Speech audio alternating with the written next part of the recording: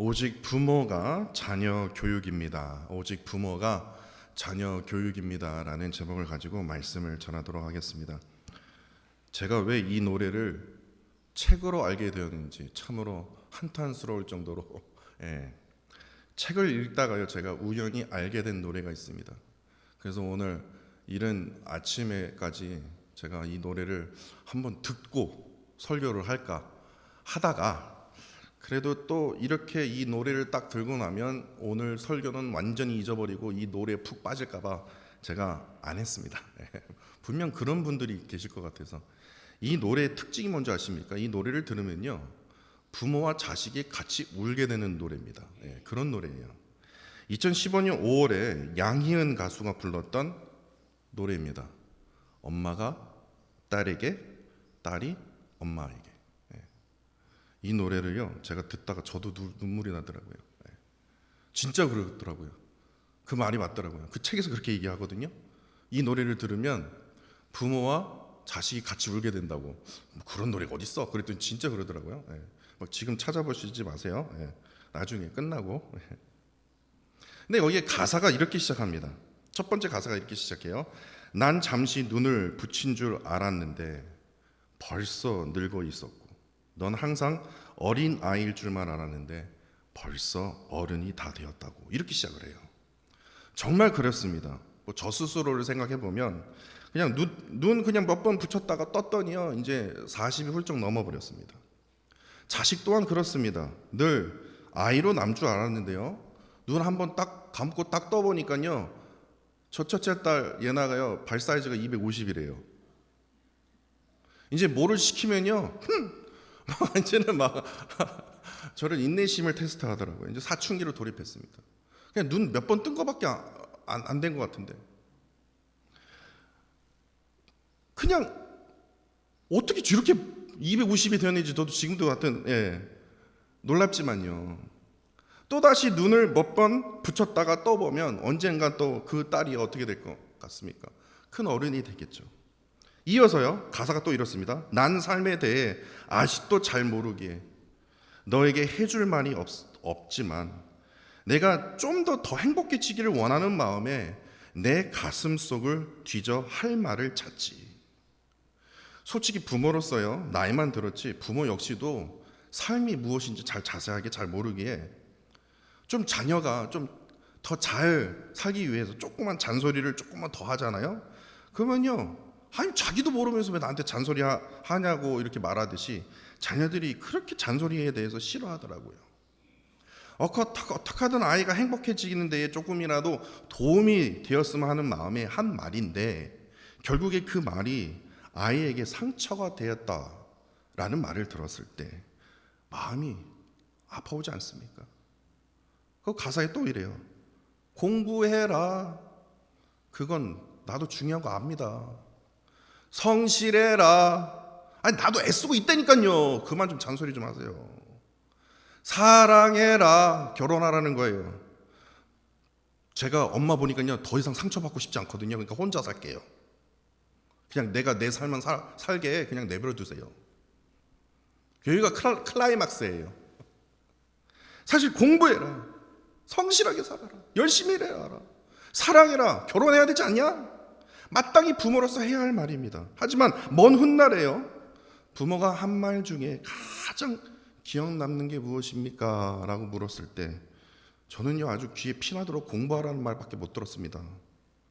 만약에 그런 말을 한다면요 부모의 마음은 어떨까요? 부모의 마음은 어떨까요? 또한 끝까지 부모에게요 제발 좀 제가 알아서 할게요. 내 삶을 살게 그냥 내버려 두세요. 이런 말을 계속해서 끝까지 내가 하늘나라 갈 때까지 듣는 한다면 정말 섭섭한 마음과 씁쓸함이 찾아올 거 아닙니까? 근데 결국에 노래의 끝 가사가요 완전히 클라이막스를 완전히 울 수밖에 없어요. 거기서 다 우는 것 같아요. 노래 끝에 가사가 이렇습니까? 내가 좀 더 좋은 엄마가 되지 못했던 걸 용서해 줄 수 있겠니? 넌 나보다 좋은 엄마가 되겠다고 나한테 약속해 줄 수 있겠니? 이거예요. 이 말은요, 내가 이제 너 포기했다. 너 보니까 싹수가 노라니까 너 이제 포기했다. 너는 좋은 부모가 될 그게 없다. 그러면서 그 포기하는 그 자체에서 했던 어떤 그런 말이 아니에요. 그만큼 어떡합니까? 자녀를 믿고 사랑하고 있기에 이런 말을 할 수 있는 거 아닙니까?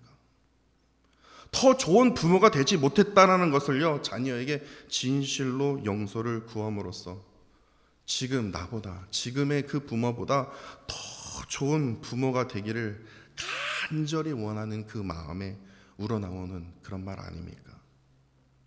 이러한 노래예요. 다윗은요, 아버지 이새로부터, 아버지가 이새거든요. 근데 다윗은요, 성경을 자세히 보시면요, 아버지로부터 충분한 사랑을 받지 못했습니다. 또한 그뿐만 아니라 충분한 인정도 받지 못했습니다. 늘 혼자서 양을 치면서 외로움과 사랑의 그 결핍으로 가득했음을 우리가 느끼게 돼요. 결국에 이 다윗은요, 이 이성에 대한 갈증을 느끼게 되는데, 이 다윗의 이 삶의 그 특징을 보냐면요, 무슨 특징이 있냐면 아내가 엄청 많아요. 뭐 이렇게 와이프에 미쳐 있는지. 왜냐? 부모로부터 충분한 사랑을 받지 못했기 때문에. 성경에 기록된 그 아내들과 자녀들의 이름이 대략 이렇습니다. 제가 뭐 역사책을 찾아본 게 아니라 성경에 그렇게 기록이 되어 있습니다. 첫 번째 아내가 누굽니까? 미갈입니다. 근데 미갈은 아이를 낳지 못했습니다. 자녀가 없습니다. 그 다음에 아히노함의 아들 맏아들 누굽니까? 암몬입니다. 이 암몬이 결국에 어떻게 합니까? 성실해라 라고 말을 안 들었어요. 암몬이 어떻게 했느냐? 이복 동생 압살롬의 여동생 다말을 강간하게 됩니다. 그게 암몬입니다. 첫째 아들이요. 그리고 아비가일의 소생으로 길르압이 있었고, 마아가의 아들 누굽니까? 압살롬입니다. 다윗의 맏아들 암논을 오늘 본문에 오늘 본문 우리가 묵상했죠? 죽였습니다. 살해합니다. 학기스의 아들 아도나야, 그리고 아비달의 아들 스바디아, 그리고 에글라의 아들 이드르암, 이들이 바로 이 헤블론에서 난 아들이에요. 근데 헤브론에서 있다가 다시 예루살렘으로 옮기게 되는데, 예루살렘에 옮긴 뒤 더 많은 아내를 갖게 됩니다. 다시 말해서 후궁을 얻게 되어서 그 후궁들로부터 얻은 아들과 딸의 이름이 바로 삼무아, 소밥, 나단, 그리고 우리가 아는 솔로몬, 이팔, 엘리수알, 네벡, 야비야, 엘리사마, 엘야다, 엘리벨렛, 이렇게 많아요. 그래서 어떤 성경 신학자는 아마도 이 성경에 기록되지 못한 아들들도, 숨겨진 아들들도 있을 거다라고 말할 정도로, 다윗은요 아주 무슨 그런 욕심이 있었나 봐요. 그런데 또한 이 다윗이요, 이들의 부모로서 특별한 특징이 있어요. 다윗은요, 일평생 동안 성경을 뒤져봐도 자녀들을 향한 훈육이 없어요. 다시 말해서 한 번도 쓴소리를 한 적이 없다라는 겁니다. 그만큼 자식에게 무관심했냐? 뭐 그렇게 해석을 할 수 있겠지만, 전체적인 그 다윗의 삶을 보면요, 다윗은요 자기 자녀들을 향한 그 사랑, 엄청나게 아끼고 왔음을, 그러한 아버지였음을 우리가 깨닫게 됩니다. 그렇다면 여기서 우리가 묻게 되는 것이, 어떠한 이유와 계기로 다윗이 일평생 동안 자녀들에게 훈육하지도 않고 꾸짖지도 않고 잔소리도 하지 않았을까요? 그 비밀이 바로 열왕기상 1장 4절에 있다고 저는 믿습니다. 열왕기상 1장 4절에 보니까요, 이렇게 기록하고 있어요. 이 처녀가 누구냐면 아비삭이거든요. 이 아비삭은 심히 아름다워 그가 왕을 받들어 시중을 들었으나 다윗 왕이 잠자리는 같이 하지 아니하였더라. 이게 뭐 훈육이랑 뭔 상관입니까? 근데 이 말씀이 왜 그렇게 했냐면요, 열왕기상 15장 5절 말씀과 연결이 돼요. 이는 다윗이 햇사람 우리아의 일 외에는, 아시죠? 우리아, 밧세바 범한 거요. 그래서 진실로 회개하지 않았습니까? 그 사건 이후로부터 평생에 여호와 보시기에 정직하게 행하고 자기에게 명하신 모든 일을 어기지 아니하였습니다. 그렇기 때문에 아비삭이 심히 아름다워도 잠자리를 하지 않았다라는 거예요. 신하들이 요구를 했음에도 불구하고도 안 했어요. 그러니까 다시 말해서 다윗은요, 아마도 이 밧세바 사건 이후에, 이 회개의 이후에요, 자신이 깊이 깨달은 것이 바로 이거였을 거예요. 내가 너무나 아내가 많구나. 내가 너무나 정욕에 빠져 살았구나.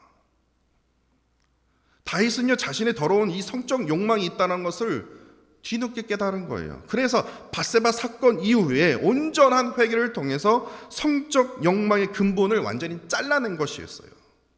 마침내 다윗은요, 그 욕망의 덩어리를 완전히 잘라내었기 때문에 그가 마지막 숨이 껄떠럭껄떠럭 거리는 그 순간에도 심히 아름다운 그 처녀 아비삭을요 받아들이지 않았던 것이에요. 그러나 참으로 안타까운 게 무엇이냐? 몇몇 다윗의 자녀들은 이미 다윗의 그 회개하는 모습을 본받아야 되는데 어떠한 모습을 본받았습니까? 다윗의 참으로 못난 모습을 본받고 또한 그에 따라서 물들여 있었다라는 겁니다. 다윗의 이런 못난 성적 욕망을 누가 받아들이냐? 맏아들 암몬이 그대로 닮아서요 이복 동생 다말을 강간하게 된 겁니다. 다윗이 이전에 우리아를요 전쟁터로 내몰아서 죽이듯이요 오늘 본문의 압살롬 또한 이복형 암몬을요 계획을 짜서 죽이게 됩니다. 자녀 교육은요 여러분들은 꼭 이렇게 생각할 수 있지 않습니까? 말로 해야 된다. 자녀 교육이요 말로? 뭐 책으로? 아니요. 부모의 모습이 반 이상이에요. 부모의 모습이 반 이상이라니까요. 제가 아주 쉬운 예를 드릴게요. 제가요 참 부끄러운 고백이지만 그전에도 제가 말씀드렸지만 제가 자주 하는 말이 있습니다. 아이씨요. 영어가 아닙니다. 제가 뭐 하다 아이씨. 근데 제가 왜 아이씨를 했더니 보니까 저희 어머님이 그 말을 자주 하시더라고요. 그러니까 진짜예요. 제가 무슨 제가 남 탓을 하기 위해서가 아니라 보니까 아이씨를 어머님이 하시더라고요. 그래서 제가 자연스럽게 닮아가고 그리고 제가 아이씨 하면서 제가 직접 이거 꼭 이거 해야 된다 제가 가르쳐준 적도 없거든요. 그런데 저희 첫째 딸 예나가 자주 하는 말이 그겁니다. 아이씨요. 제가 깜짝 놀랐어요. 와, 이 뭐야? 진짜예요. 자녀들은요 이상하게도 제발 이거 좀 닮지 마라. 제발 좀 이거 좀 안 닮았으면 좋겠다. 그런데도요 한 번도 가르쳐준 적도 없어요. 제가 막 숨기고 있었어요. 그런데도요 자녀들은요 이상하게도요 진짜 내가 닮고 싶지 말아야 할 것을요 이상하게도 자녀들은 그대로 따라 행한다라는 거예요.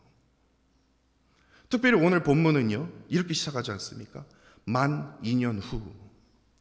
다시 말해서 압살롬이요 만 2년 동안 자기 여동생을 강간했던 이 이복형 암몬을요 이제 복수의 날을요 2년 동안 칼을 갈고 있었던 거예요. 더욱이 그 암몬을요 꾸짖지 않고 훈육하지 않았던 다윗으로 인해서 이 복수의 날이 가면 갈수록 어떻게 합니까? 칼은요 더 날카로워졌어요. 21절로 22절입니다. 다윗 왕이 이 모든 일을 듣고 심히 노하니라. 이게 무슨 말이냐면요 암논이 뭐예요? 다말을 강간한 거예요. 근데 심히 노했어요. 여기까지 좋습니다. 근데 압살롬은 암논이 그의 누이 다말을 욕되게 하였으므로 그를 미워하며 암논에 대해서 잘잘못을 압살롬이 말하지 아니하였느니라. 왜냐 다윗이 아무 말을 안 했거든요. 심히 노했다. 어찌 이럴 수 있느냐 끝이에요.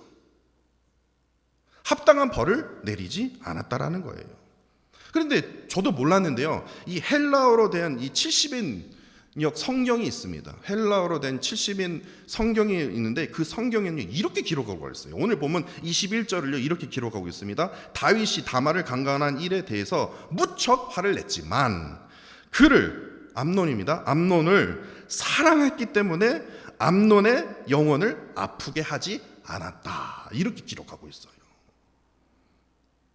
그러니까 다윗이 아비로서 그렇게 행할 수밖에 없었던 것이 다윗이 무능력한 것이 아니라 다윗이 그냥 멍청해서가 아니라 어쩌면요 다윗이요 벌을 내리고 싶지만 자신이 저지른 과거가 생각이 난 거예요. 밧세바 사건을 떠올리면서 씁쓸한 마음을 쓸어내리면서 그 아버지의 그 아들이네, 누구를 탓하리요? 나 자신을 탓해야지. 그게 탄식하고 있었는지도 모릅니다. 어쩌면 나단 선지자가요 이렇게 경고하지 않습니까? 칼이 내 집에 영원토록 떠나지 아니하리라. 이 말씀이 떠올리면서 고통스러운 마음을 2년 동안 갖고 있는지도 모르겠습니다. 그럼에도 다윗은요 맏아들 암논에게요 그의 죄에 대해서 가타부타 한마디도 하지 않았다라는 겁니다. 그렇기 때문에 압살롬은요 너무나 답답한 거예요. 그래서 결국에 이복형 암논에게 잘잘못을 따지지 않고는 오로지 뭐예요? 복수의 칼을 몇 년 동안요? 2년 동안 갈고 있었던 겁니다. 겉으로 평온해 보이지만 안으로는요 화산처럼 막 부글부글 감정의 그 복수의 그 감정이 부글부글 끓고 있었어요. 그리고 결국에 드디어 그 쌓인 감정이 한 번에 터지는 날, 다시 말해서 복수의 날, 피의 날이 바로 오늘 본문에 기록이 되어 있습니다. 압살롬이요 양털 깎는 날에 왕자들을 다 초대합니다. 암논도 초대합니다. 그래서 그 당시에 양털 깎는 날은요 일종의 축제의 날이거든요. 그런데 다말 때문에 완전히 초토화됐던 자기 집안이 이제 양털을 깎는 잔치의 집안으로 싹 둔갑을 한 것이에요. 그리고 나서요 28절에요 압살롬은요 자객들에게 잔치의 흥이 완전히 절정에 오른 때쯤에 어떻게 합니까? 암논을 치라라고 되어 있습니다. 근데 그 치라라는 그 의미가 그 히브리어로 보니까요 칼로 찌르고 주먹으로 두들겨 패라라는 의미예요. 그냥 주먹으로 치다 그런 게 아니에요. 결국에 자기들이 어떻게 합니까? 그대로 따라하지 않습니까? 그대로 행하지 않습니까? 암논의 몸에 튀어오르는 그 피가요 흰 양털에요 다 물들이게 된다는 겁니다. 압살롬이요 형의 그 복수 준비는 그 기간은요 만 2년이었어요. 근데 복수의 순간은요 단 한순간에 벌어진 겁니다. 복수가 끝나자마자 이제 다시 제정신이 든 거예요. 아이고 내가 무슨 짓을 했지? 그토록 살기 등등했던 이 압살롬이요 이제는 어떻게 합니까? 37절에 보시니까 37절에 보시면요 구슬 왕 아비훌의 아들 달메에게로 두려워서 도망갔다고 기록하고 있지 않습니까?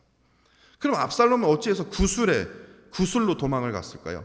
구슬 왕 달메는요 바로 압살롬의 외할아버지이기 때문에 그렇습니다. 다시 말해서 압살롬은요 어머니의 고향으로 도망간 거예요. 왜냐? 어머니의 고향으로 도망하면 자기 목숨이라도 지킬 수 있으니까요.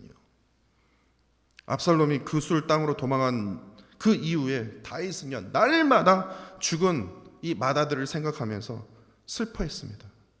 그렇게 상식적으로 본다면요 암논을 죽이고 구슬로 도망간 이 압살롬을요 생각해 본다면 다윗이 아버지로서 아주 그냥 증오를 느끼는 거예요. 용서할 수가 없는 거예요. 오늘 본문 39절에는요 참으로 이상합니다. 오늘 본문 39절을 보세요. 압살롬에 대한 이 다윗의 증오가 어떻게 됩니까? 3년 만에 진한 그리움으로 변하게 됩니다. 3년 만에요. 그러니까 세월이 약이라는 말이 맞는가 봐요. 죽은 암논은 이제 서서히 자기의 기억 속에 사라지고 이제는 살아있는 압살롬이 이제 그리운 거예요. 그래서 그토록 그리워했던 그 압살롬이 막상 이제 예루살렘 여러 이제 과정이 있지만 그 이야기는 생략하겠습니다. 압살롬이 이제 막상 예루살렘에 돌아오게 되는데 사무엘하 14장 28절을 보시면요 또 이상한 일이 벌어집니다. 다윗이 무려 2년 동안이나 압살롬의 얼굴을 보지 않았습니다. 아니 또 예루살렘으로 오라고 이렇게 허락한 건 또 뭐고, 그 전에 그리움이 막 사무친 건 또 뭐고, 딱 멀리서 압살롬이 온다고 생각을 하니까 또 갑자기 막 열이 받는 거예요. 진한 그리움이 또 다시 어떻게 해요? 증오로 변했다라는 겁니다. 그러니까 이게 무슨 말이냐면 다윗이요 압살롬을 정치적으로는요 사면을 했습니다. 그러나 감정적으로 본다면, 이성적으로 본다면 도저히 압살롬이 용서할 수가 없는 거예요. 그의 얼굴을 볼 수가 없는 거예요. 압살롬이 구술에 있을 때에는 그리워했다가 막상 예루살렘으로 딱 오니까 딱 압살롬 얼굴을 볼 생각하니까요 아주 그냥 증오가 너무나 떠오르는 거예요. 이런 악순환이 계속이 되자 결국에 압살롬이 자기가 살기 위해서 어떻게 하냐? 아버지 다윗에게 칼을 들입니다. 반역을 일으키게 돼요. 그런데 더 웃긴 게 뭔지 아십니까? 압살롬의 반역으로 그 마하나임으로 피했을 때 다윗이요, 압살롬을 또다시 그리워하게 됩니다. 이건 또 뭔 시츄에이션이야? 증오했다가 그리워했다가, 증오했다가 그리워했다가. 그래서요, 이제 압살롬과의 전투를 앞두고 있는 요압 장군에게 신신당부를 합니다. 선대해라. 그게 무슨 말이냐면 죽이지 마라. 꼭 살려둬라. 그런데 어떻게 됩니까? 요압이 말을 안 듣죠. 죽여요. 그래서 다윗이요, 고통스러운 마음을 붙들고 이렇게 부르짖습니다. 사무엘하 18장 33절입니다. 내 아들 압살롬아, 내 아들 압살롬아, 차라리 내가 너 대신 죽었다라면 내가 죽어야 되는데 압살롬아, 내 아들 압살롬, 이렇게 기록하고 있어요.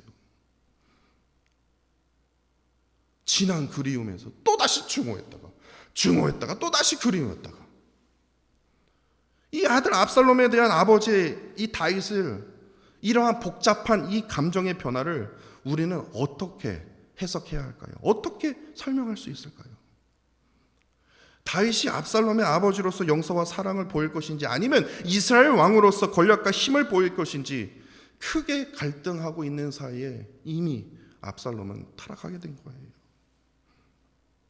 우리가 여기서 보게 되는 것이, 우리가 깨닫게 되는 것이 무엇입니까? 부모로서 자녀들 앞에서요, 바로 서서요, 올바른 기준을 잡고요, 바르게 사는 것이 이처럼 쉽지 않다라는 거예요. 이처럼 쉽지 않다라는 거예요. 자녀들이요, 공부 때문에 힘들어하고 어떤 일 때문에 우울해지면요, 그렇게 느끼게 되면 부모가 거의 대부분 이렇게 말한다고 합니다. 야, 나가자. 아예 나가자. 그냥 자연스럽게 나가세요. 나가자는 뜻이 무엇입니까? 네가 우울해하니까, 네가 지금 스트레스 많이 받고 있으니까 우리 한번 떨쳐버리고, 너 먹고 싶은 거, 너 뭐 먹고 싶어? 내가 사줄게. 너 그전에 너 원했던 거 뭐야? 신발이야? 옷이야? 뭐 이렇게 내가 사줄게. 거의 대부분 그래요. 거의 대부분 그래요. 근데요, 여러분도 꼭 그거 기억하십시오. 자녀들 마음속에는요, 내가 원하는 거, 내가 먹고 싶은 거, 그걸 원하는 게 아니라, 제발 좀 저보고 나가자고 말 좀 하지 마시고요, 저랑 좀 대화를 하면 안 될까요? 이거예요. 나가면 무조건 해결됩니까? 근데 자꾸만 나가세요. 좋은 차 사주고, 좋은 옷 사주고, 이걸 다 끝났지 이제? 그래, 이제 이겨내라, 알아서 해요. 근데 진정으로 자녀들이 원하는 건 대화거든요. 제가 영어가 짧아서. 아니요, 영어가 문제가 아니에요. 진정으로 원하는 게 대화거든요. 그래서 어느 분은요, 그걸 알고 있는 분은요, 큰 마음을 먹고 일을 이제 꽉 쥐고 이제 손을 가지고 자녀와 대화하기 위해서 딱 앉혀놓고 이제 대화를 시작합니다. 대화를 시작하다가 보면요, 속이 뒤집어지거든요. 쟤 지금 뭔 소리 하는 거냐? 그러면서 이렇게 조그만 조언을 하잖아요. 그러면 자녀들은 이렇게 말합니다. 아니, 부모인 자신도 그렇게 살지도 않으면서 왜 나에게 그런 말을 합니까? 그런 식으로 말을 해요. 그럼에도 불구하고 그냥 넌 이렇게 살아야 된다, 너 이렇게 해야 된다. 결국에 그 말에 상처를 받아요. 그리고 나서요, 이제부터는요, 부모와 대화 단절입니다. 마음의 문을 굳게 닫혀버립니다. 그리고 거기서 끝나야 되는데 결국에 오늘 본문의 암논처럼요, 압살롬처럼 뭐 그렇게 한다는 얘기가 아니라 부모가 그토록 닮지 말라는 것을 그대로 행합니다. 그것을 행함으로써 부모의 마음에 이만한 대못을 박아버려요. 이만한 대못이요. 제가 이게 소설이었으면 좋겠어요. 제가 만들어낸 이야기였으면 좋겠어요. 근데 이러한 일들이 지금 이 순간에도 벌어지고 있다는 겁니다.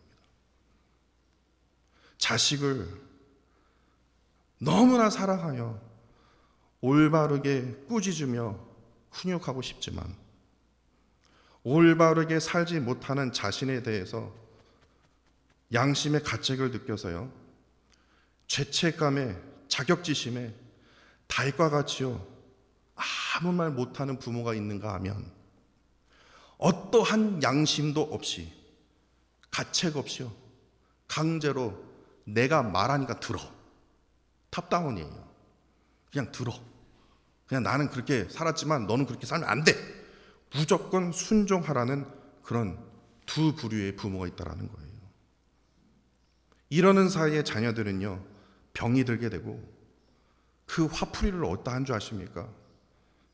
친구들 약해 보이는 애들에게 괴롭히고 따돌리고 또 폭력까지 이르는 그런 일들이 지금도 벌어지고 있다는 거예요. 이게 지금 우리의 현실이라는 거예요. 그렇다면 이러한 자녀들에게 부모로서 무엇을 보여주어야 합니까? 제일 먼저 부모의 신앙으로, 제일 먼저 부모가 신앙으로 바로 서야 된다는 거예요. 말하기 전에 기도하십시오. 부모에게, 아니 자녀에게 무엇을 요구하기 전에 나 자신부터, 나 자신을 먼저 돌아봐야 된다는 거예요. 신앙으로 바로 서서요 아이들에게 믿음의 이야기를 해야 된다는 거예요. 자녀들도 어떻게 살아야 되는지 알아요. 공부해라, 알아요. 성실해라, 이미 알고 있다니까요. 근데 하지 못하는 거 어떻게 해요? 그냥 아버지는 알아서 하세요. 성실하게 좀 하세요. 결혼해라. 제가 아버지 보면요 결혼하고 싶은 생각 전혀 안 들어요. 이렇게 된다면요, 성경은요 학원이요? 뭐 SAT 학원이요? 학교가요? 좋은 학교 나와서요? 좋은 선생님이요? 좋은 멘토? 그게 진정한 자녀 교육이라고 생각하시면 큰 오산입니다. 성경은 그렇게 말하고 있지 않아요. 성경은요 뭐라고 얘기했냐면요, 오직 부모가 자녀 교육이라고 말합니다. 오늘 설교 제목입니다. 오직 부모가요. 그렇게 하나님 말씀 앞에 부모가 먼저 바로 서야 된다는 거예요. 늘 하나님의 그 말씀을 붙들면서 하나님의 그 은혜를 강구하는 신앙의 부모가 되어야 합니다. 저는 초등학교 시절 때 제가 예전에도 말씀드렸지만 오락에 미쳐있는 사람이었습니다. 오락실에요. 그래서 아버지가 저를 패보기도 하고 막 진짜 빨개 벗고 막 저기 전봇대에다가 묶어오기도 하고 막 진짜요. 7월달에 오시거든요. 한번 물어보세요. 그리고 하다못해 그러니까 이렇게 내가 강하게 나오면 안 되겠구나. 그래서 게임기를 사줬어요. 게임기를 사줘도 저는 오락실에 갔습니다. 근데 제가 그걸 어떻게 고친 줄 아십니까? 아버지 어머니가 새벽기도 끝나면요 저 자고 있는 제 머리 위에 제일 먼저 하나님 부르면 얼마나 은혜가 되겠습니까? 제 머리에 손을 얹고요 이렇게 한숨부터 나와요. 한숨 쉬고요 그 다음에 하나님 지혜를 주옵소서. 제가 그래서 속으로 그랬어요. 내가 그렇게 멍청하나. 그걸요 제 중학교 2학년 때까지 했어요. 저희 아버지랑 어머니요 그거밖에 안 했어요. 저는 계속해서 오락실 다니고요 공부도 안 하고요. 그러다가 중학교 2학년 겨울방학 때 하나님이 저를 찾아오셨어요. 그때부터 제가 목사 되겠습니다. 주를 위해 헌신하겠습니다. 그렇게 변해버린 거예요. 진짜 저의 어머님은 한 것도 없거든요. 또 이 설교 들으면 또 저 요거 엄청 많을 것 같은데, 저는요 진짜 부모로 또 받은 건 기도밖에 없었어요. 기도예요. 신앙으로 모범을 보이는 그 부모가 되어야 된다는 겁니다. 다윗이요 삶의 마지막에 이를 때쯤에 솔로몬에게 이러한 유언을 남기지 않습니까? 대장부가 되라. 그러면서 그 대장부가 되라고 하면서 열왕기상 2장 3절입니다. 내 하나님 여호와의 명령을 지켜 그 길로 행하여 하나님의 말씀대로 지키라. 율법의 말씀대로 지키라는 거예요. 그렇게 하면 내가 무엇을 하든지 어디로 가든지 너는 형통할 것이다. 다윗이 이러한 유언 속에는요 많은 의미가 담겨져 있을 겁니다. 지난날 자신이 부모로서 모범을 보이지 못했던 그 과거의 잘못을 제발 좀 너는 담지 말아라는 거예요. 용서를 구하면서 오로지 하나님의 말씀을 의지하고 순종하는 부모가 되어줄 수 있겠니? 그러한 왕이 되어줄 수 있겠니? 라고 지금 다윗이요, 마지막 숨이 껄떡껄떡거리는 마지막 그 유언을 솔로몬에게 남겼더라는 겁니다. 하나님의 말씀을 의지하고 순종하는 길은요, 우리가 전에 찬양으로 고백했죠. 오직 복된 길이고 또한 형통하는 길인 것임을 다윗이 솔로몬에게 마지막으로 간절히 부탁했던 것이에요. 이처럼 우리 또한 부모로서 또한 자식으로서 오로지 하나님의 말씀을 의지하고 순종하는 그 걸음에 후회 없는 부모가 되어야 됩니다. 그러한 자식이 되어야 돼요. 자식들에게 당당하게요, 나는 하나님의 말씀을 의지했고 하나님의 말씀을 순종했다라는 그 모습만 보여준다면, 또한 그러한 자녀들이 되어진다면 그들이 걷는 그 길은요, 탄탄대로로 하나님께서 엄청난 복과 은혜를 더하여 주실 것이라고 저는 믿어 의심치 않습니다.